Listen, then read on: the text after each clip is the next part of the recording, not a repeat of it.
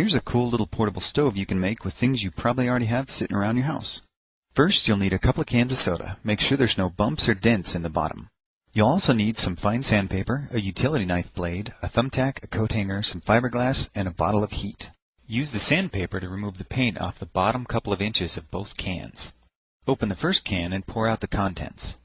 Using a book to hold the utility blade, carefully cut off the bottom inch of the first can, and then use the sandpaper to smooth out the sharp edge. Use the second can to stretch out the lip of the bottom half of your stove. Now just add some fiberglass and your bottom half is done.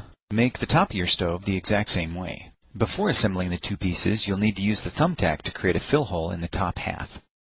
Now comes the tricky part. Carefully place the top half inside the bottom as level as possible so the edges don't catch. Use a shim from the leftover piece of can if you're having problems getting it to fit.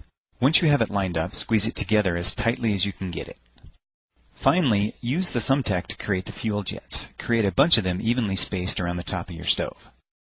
If you don't already have a pot stand, you can quickly make one with the wire hanger. Just be sure to sand off the outer coating first. Now it's time to test it out. Slowly pour the heat into the stove, giving it time to drain through the fill hole. It doesn't take very much. A few tablespoons is enough to boil a pot of water. This type of can stove must be preheated for a second before the vapor pressure will sustain the jets. Once it's lit, put the pot stand over it, and then you're ready to cook. So whether you're camping or just forgot to pay the electric bill, now you can make a tiny stove even MacGyver would be proud of.